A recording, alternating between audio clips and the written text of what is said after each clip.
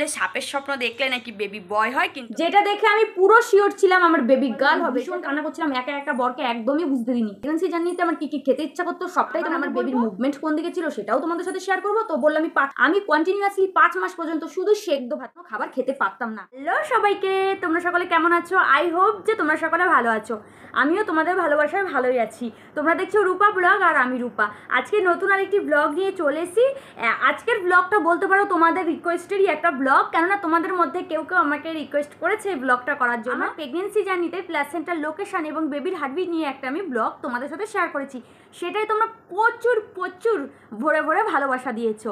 তাই ওই ব্লগেই অনেকেই আমাকে জিজ্ঞাসা করেছে, দিদি তোমার এলএমপি ডেট কত ছিল, দিদি তোমার প্রেগনেন্সি জার্নিতে সিমটম কেমন ছিল, তোমার যে বেবি গার্ল হয়েছে তো এই বেবি গার্লের জন্য তোমার কি কি সিমটম ছিল, কি কি খেতে ভালো লাগতো, তোমার বেবির মুভমেন্ট তুমি কোন দিকে বুঝতে পারতে, ডান দিকে না বাম দিকে। তো সবটা নিয়েই আজকের ব্লগটা বলতে পারো। আমার যে বেবি গার্ল হয়েছে এই বেবি গার্লের কী কী সিমটম ছিল সেটা নিয়েই কিন্তু আজকের ব্লগ। তো আজকের ব্লগটা খুবই ইন্টারেস্টিং একটা ব্লগ হতে চলেছে তোমাদের জন্য, কেননা তোমরা যারা হবু মা আছো তাদের তো খুবই জানার আগ্রহ যে আমার বেবি গার্ল না বেবি বয়, মানে সিমটম দেখে বোঝার চেষ্টা করো অনেকে। তো যাই হোক, তার জন্য তোমাদের জন্য কিন্তু আজকের ব্লগটা খুবই একটা ইন্টারেস্টিং ব্লগ। তো তোমাদের কি করতে হবে, ফুল ভিডিওটা ওয়াচ করতে হবে। আর যদি তোমরা স্কিপ করে করে দেখো তাহলে কিন্তু গুরুত্বপূর্ণ কোনো একটা সিমটম কিন্তু তোমরা মিস করে যাবে। তো তোমাদের ফুল ভিডিওটা ওয়াচ করতে হবে। তো চলো ডাইরেক্ট ব্লগে ঢোকা যাক। আর হ্যাঁ, আমি প্লাসেন্টার লোকেশন এবং বেবির হার্টবিট নিয়ে কিন্তু একটা আলাদা ব্লগ বানিয়েছি। তো তোমরা চাইলে আমার চ্যানেলে গিয়ে ওই ব্লগটা অবশ্যই দেখতে পারো। আর যদি না চাও এই ব্লগেও আমি অল্প করে শেয়ার করে নেবো আমার বেবির হার্টবিট এবং প্লাসেন্টার লোকেশন। তো চলো আর দেরি করবো না, আজকের ব্লগটা শুরু করি। তো প্রথমেই তোমাদেরকে বলছি, দেখো আমি এখন মশারির ভিতরে আছি। যেহেতু আমি একটা ছোট্ট ফুটফুটে বেবিকে নিয়ে আছি, ওর জন্য এই মশারির ভিতর ঢুকে সেফলি আমি ভিডিওটা বানাচ্ছি। কেননা প্রচুর পরিমাণে মশা আর বেবিকে কামড়ে প্রচুর রক্ত খেয়ে নেয়, একদম ছোট্ট বেবি যেহেতু, তার জন্য কিন্তু আমি মশারির ভিতর চলে এসেছি। আর এখন মানে শুধু তোমাদের রিকোয়েস্টের জন্য এই ব্লগটা কিন্তু আমি এনেছি, কেননা আমার একদমই সময় নেই। তোমরা জানো একটা ছোট্ট বাচ্চা, তার উপরে সংসারের কাজ, এই নিয়ে একদমই আমার সময় নেই। তবুও তোমাদের রিকোয়েস্টের জন্য রাত এখন 1:45 বাজে, এখন আমি ভিডিওটা শ্যুট করছি। তো আর কিছু বলবো না, ডাইরেক্ট আমার ভিডিওতে ঢোকা যাক, ঠিক আছে? একটা কথা, এই যে তোমরা দেখতে পাচ্ছ গালে এখানে আমি আম খেয়েছি, আমের কষ লেগে আমার গালে একটা কালো একদম যেমন হয় দেখো আমের কষ মানে লেগে, তো এটাকেও ইগনোর করতে হবে তোমাদের। তো যাই হোক, এবার মেন কথায় আসা যাক। অনেকে আমাকে জিজ্ঞাসা করছে, আমি আগের প্লাসেন্টার লোকেশন যে ভিডিওতে শেয়ার করেছি আর বেবির হার্টবিট, সেই ভিডিওতে আমি তোমাদেরকে বলেই দিয়েছি আমার এলএমপি ডেট। তবুও কিন্তু তোমরা অনেকেই হয়তো ভিডিওটা ভালো করে দেখোনি, তাই আমাকে বারবার জিজ্ঞাসা করছো তোমার এলএমপি ডেট কত। দেখো প্রথমে আমি বলে দিচ্ছি আমার এলএমপি ভালো করে, এই ভিডিওতেও আমি আরেকবার বলে দিচ্ছি আমার এলএমপি ডেট হলো 19/3/2024। আমি ভিডিও করছি, ও আমার পাশেই আছে, কেননা বেবি আমার সব সময় পাশেই থাকে, আর কোথায় বা থাকবে। প্রথম কথায় আসি, যখন আমি 19/3 আমার লাস্ট পিরিয়ড হয়েছিল, তারপরে আমার যেহেতু মার্চে হয়েছিল, এপ্রিলে আমার কোনো পিরিয়ড হয়নি, মে মাসেরও 8 তারিখ 9 তারিখ 10 তারিখ হয়ে যাচ্ছে আমার কোনো পিরিয়ড যখন হচ্ছে না। তো আমার প্রথমে যখন হচ্ছিল না তখন আমি ভাবছিলাম আমার শরীরটা খুব, এমনিতে আমার তখন শরীরটা খারাপ, আর হলো খুবই উইক ছিলাম। তাই আমি ভেবেছি হয়তো আমার শরীর খুবই উইক, রক্ত কমাচ্ছে, ওর জন্য আমার পিরিয়ডটা হচ্ছে না। তো যাই হোক, হয়ে যাবে ভাবতে ভাবতে ভাবতে ভাবতে কিন্তু এটা খায় না, ভাবতে ভাবতে কিন্তু 2.5 মাস হয়ে গেছে। যখন 2.5 মাস হয়ে গেছে তখন কিন্তু আমি আর ব্যাপারটাকে ক্যাজুয়ালি নিইনি, তখন আমি সিরিয়াস হই, একটা প্রেগনেন্সি কিট আনি এবং কিটে আমি এই মাসের 8 তারিখে কিটটা আনি, মানে 2.5 মাস হয়ে গেছে, আমি কিন্তু জানতে পারিনি, আর কোনো সিমটম আমার মধ্যে ছিল না। প্রেগনেন্সি কিট আনি এবং পরের দিন ইউরিন, তোমরা জানো যেরকম করে টেস্ট করতে হয়, ইউরিন দিয়ে ফার্স্টে ইউরিন দিয়ে আমি টেস্ট করি এবং পুরো একদম পরিষ্কার, তোমাদেরকে এই সাইডে আমি দেখিয়ে দেবো আমার সে প্রেগনেন্সি কিটের একটা পিকচার, পুরো একদম পরিষ্কার বোঝা যাচ্ছে যে পজিটিভ, ঠিক আছে? যেই পজিটিভ হয়ে গেল তারপরের দিনই চলে গেলাম ডাক্তারখানায়।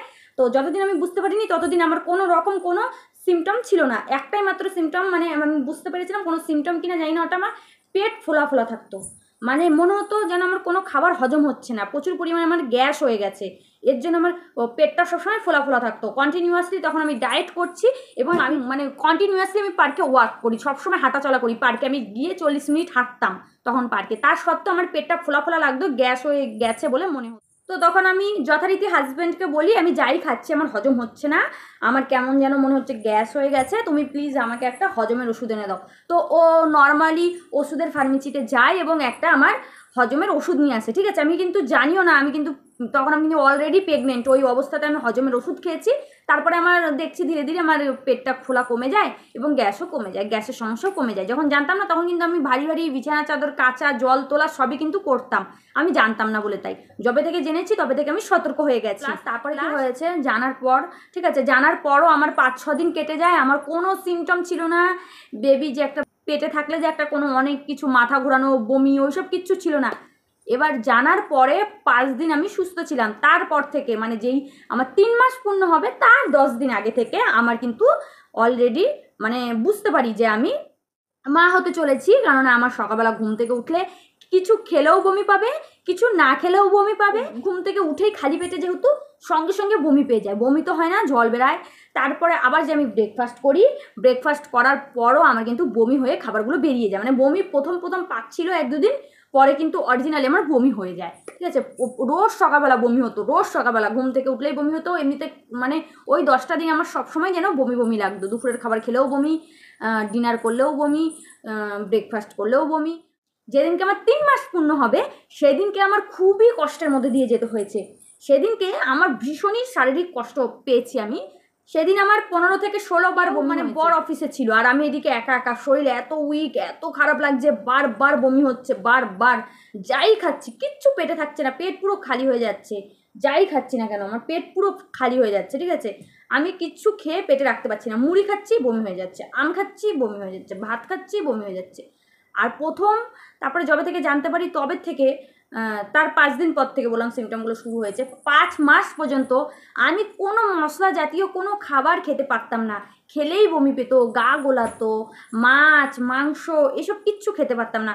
আমি কন্টিনিউয়াসলি 5 মাস পর্যন্ত শুধু সেদ্ধ ভাত খেয়েছি, উচ্ছে সেদ্ধ, আলু সেদ্ধ, আলু সেদ্ধ, ভেন্ডি সিদ্ধ, কুমড়ো সেদ্ধ, বেগুন সেদ্ধ, শুধু সেদ্ধ খেয়েছি আমি। হ্যাঁ, সিদ্ধ, ঘি দিয়ে, তেল দিয়ে, নুন দিয়ে, কাঁচা লঙ্কা দিয়ে সিদ্ধ খেতাম। মানে সিদ্ধ খেতে আমার ভীষণ ভালো লাগতো, কোনো মশলা জাতীয় কোনো খাবার খেতে পারতাম না। তোমার প্রেগনেন্সি জার্নিতে আমার কী কী খেতে ইচ্ছা করতো সবটাই তোমাদের বলবো। আবার আমার বেবির মুভমেন্ট কোন দিকে ছিল সেটাও তোমাদের সাথে শেয়ার করবো। তো বললাম আমি 5 মাস পর্যন্ত শুধু সেদ্ধ খেতাম, ডিম সিদ্ধ খেতাম রোজ সকালবেলা, দুধ খেতাম, কিন্তু আমি আর বাদবাকি যে মশলা জাতীয় খাবার সেগুলো কিন্তু আমি একদমই ছুতে পারতাম না। মানে খেতে গেলেই আমার বমি পেত। আমি হাত দুটো নাড়িয়ে নাড়িয়ে কথা বলছি আর সমানে আমার বেবি আমাকে দেখছে। তো যাই হোক, তারপরে বমি হতো 5 মাস পর্যন্ত। আমি সত্যি আমার একদমই সময় নেই, আমি একদম ছোট্টর মধ্যে ব্লগটা তোমাদের শেয়ার করার চেষ্টা করছি। তারপরে 5 মাস পর্যন্ত আমার কোনো খাবার খেতে পারতাম না, শুধু আমি সিদ্ধ খেতাম। আর অনেকে বলে না মুড সুইং, আমার পুরো প্রেগনেন্সি জার্নিতে কোনো মুড সুইং হয়নি, আমি বুঝতেই পারিনি, ওই ফিলটাই আমার মধ্যে আসেনি। বেবি গার্লের একটা 5 মাস পর থেকে কিন্তু আমি অলরেডি পেটু খাওয়া শুরু করি, মানে সব কিছু খাবার প্রতি আমার প্রচুর পরিমাণে ইন্টারেস্ট, প্রচুর খেতে ইচ্ছা করতো তখন মানে সব কিছু খেতে ইচ্ছা করতো। হ্যাঁ, শুধু পুরো প্রেগনেন্সি জার্নিতে রুই মাছটা আমি খেতে পারিনি। রুই মাছ আমি দেখলেই আমার গা গোলাতো, রুই মাছ আমার রান্না করলেই, ঠিক আছে, একটা কেমন একটা অস্বস্তি ফিল হতো, গা গোলাতো, ওই গন্ধটা আমি একদমই নিতে পারতাম না রুই মাছটা আমি পুরো প্রেগনেন্সি জার্নিতে খেতে পারিনি। আর বাদ বাকি মাটন বলো, চিকেন বলো, আর অন্যান্য পাবদা মাছ বলো, আর যা যা ছিল সব কিছু কিন্তু খেতে পারতাম। আমি প্রেগনেন্সি জার্নিতে মটন আমার খুব খেতে ইচ্ছা করতো। মটন আমি ফার্স্ট টাইমসটা, সেকেন্ড টাইমসটা এবং থার্ড টাইমসটা 3 বার খেয়েছি। আর চিকেন আমি সপ্তাহে 1-2 বার করে খেতাম। আর মাছ তো আমার জ্যান্ত মাছ এনে দিত, চারাপোনা মাছটা আমার খেতে একদমই ভালো লাগতো না, যেহেতু জ্যান্ত মাছ বেবির ভালো হবে দেখেই কিন্তু আমি খেতাম। আর বাদ বাকি সবজি যা যা খেতে ইচ্ছা করতো খেতাম। মানে আমার সবজি সবটাই খেতে ইচ্ছা করতো, আমার এমনিতেও আগাগোড়ায় সবজি সব কিছু আমার ভালো লাগে, সব সবজিই খেতাম। তবে হ্যাঁ, গাজরটা খেতাম না, পেঁপেটা খেতাম না, আনারস খাইনি, পেঁপে আনারস এসব খাইনি। তো যাই হোক, আর বাদ বাকি আমি সমস্ত রকমের ফ্রুটস খেতাম, প্রচুর খেতে ভালো লাগতো। তখন যেন মনে হতো মানে এই কি খেলাম, ধরো এখন আমি সকালে ঘুম থেকে উঠে দুধ খেলাম, ঠিক আছে, ডিম সেদ্ধ খেলাম, দুধ খেলাম, ড্রাই ফ্রুট খেলাম, খাওয়ার পর মনে হতো যে এবার কি খাবো, মানে পরের খাবারটার জন্য খুবই ইন্টারেস্ট ছিলাম। মানে পরের খাবারটা কখন খাবো, মানে এই ধান্দা ছিল। পরের খাবারটা খাওয়ার পর আবার তারপরের কী খাবার ছিল ওটাই ভাবতাম শুধু, মানে এত খেতে ভালো লাগতো আমার। আর প্রেগনেন্সি জার্নিতে খেয়েওছি আমি, ভীষণ ভালো মানে লাগতো খেতে 5 মাসের পর থেকে। বেবি মুভমেন্ট যেটা দেখে আমি পুরো শিওর ছিলাম আমার বেবি গার্ল হবে, সেটা হলো আমার বেবি মুভমেন্ট অল টাইম ডান দিকে আমি ফিল করতাম। অল টাইম আমি বেবি মুভমেন্ট ডান দিকে ফিল করতাম। আমার মা আমাকে বলেছে আমি যখন নাকি পেটে ছিলাম আর আমার বোনও যখন পেটে ছিল তখন নাকি ডান দিকেই আমরা মুভ করতাম।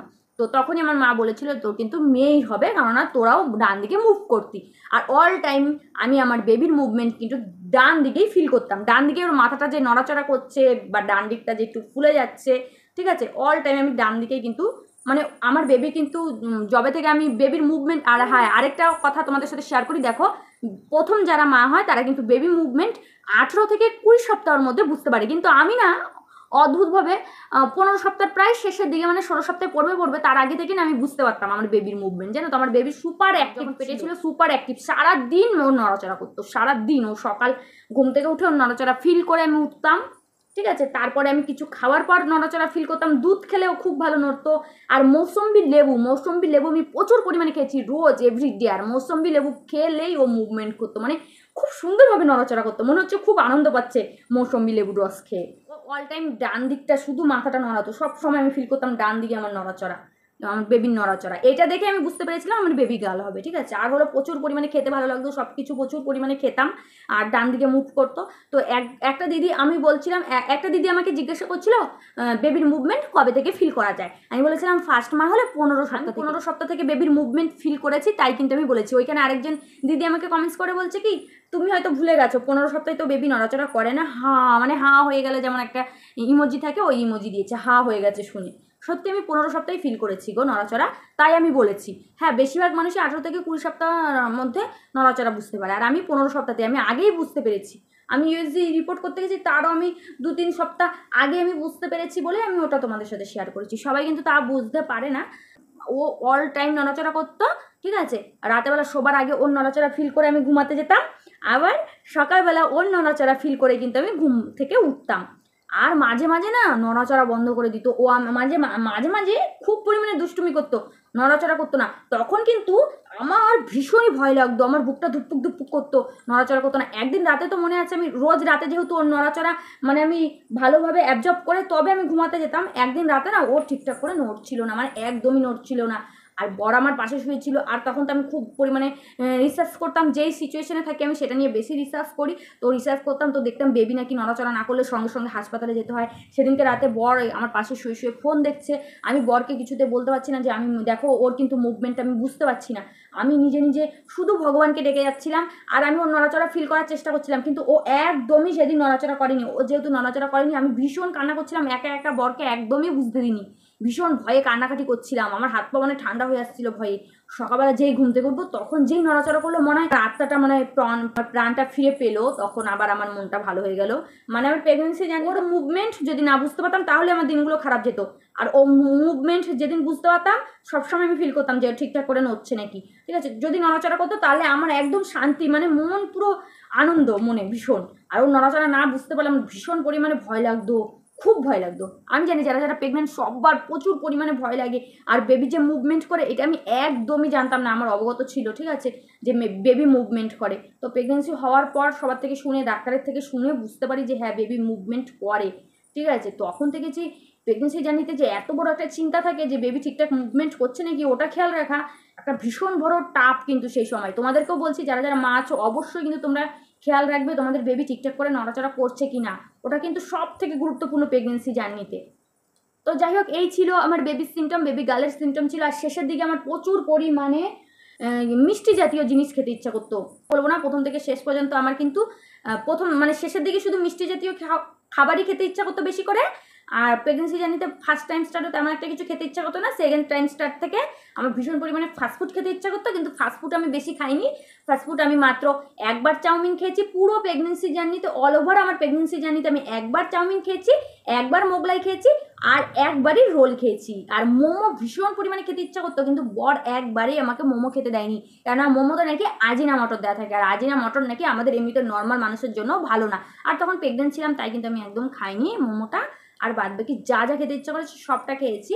আর বেবির অল টাইম কিন্তু আমি নড়াচড়া বুঝতে পারতাম, আমার ডান দিকে বা দিকে আমি কোনো সময় নড়াচড়া বুঝতে পারতাম না। আর বেবির হার্টবিট যদি বলো, বেবির হার্টবিট কিন্তু অল টাইম আমার 40-এর উপরে ছিল, একবার শুধু বেবির হার্টবিট 139, আর নতুবা আমার পুরো প্রেগনেন্সি জার্নিতে অল টাইম আমার 140-এর উপরে ছিল, বেশিরভাগ 150, 53, 42 এইসব ছিল। আর প্লাসেন্টার লোকেশন ছিল পোস্টেরিয়াল, ঠিক আছে, একবার ফান্ডো পোস্টেরিয়াল হয়, তারপর আবার পোস্টেরিয়াল হয়, এই ছিল আমার প্লাসেন্টার লোকেশান। প্রেগনেন্সির সময় আমি কী স্বপ্ন দেখতাম? প্রেগনেন্সির সময় প্রথম থেকে শেষ পর্যন্ত আমি সাপের স্বপ্ন দেখেছি। আর অনেকে বলে সাপের স্বপ্ন দেখলে নাকি বেবি বয় হয়, কিন্তু আমার ক্ষেত্রে বেবি গার্ল হয়েছে।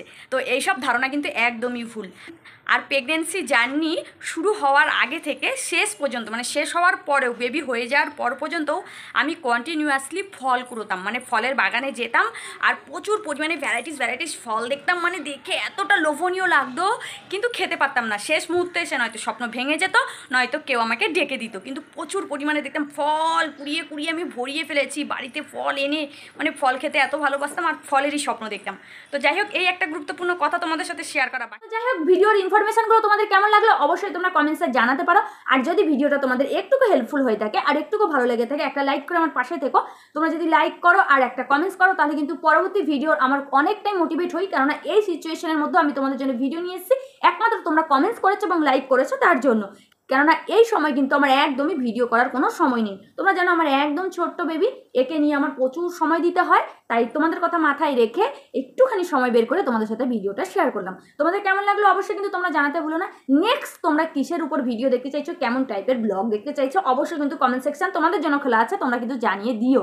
তো এই ভিডিওটা ভালো লাগলে তো বললামই তোমাদের কি করতে হবে। তো দেখা হচ্ছে খুবই শীঘ্রই নতুন আরেকটি ব্লগের সাথে। সবাই ভালো থেকো, সুস্থ থেকো। তো বাই বেবি, বাই বলে দাও, বাই বলে দাও বেবি, বাই। সবাই ভালো থেকো, ঠিক আছে।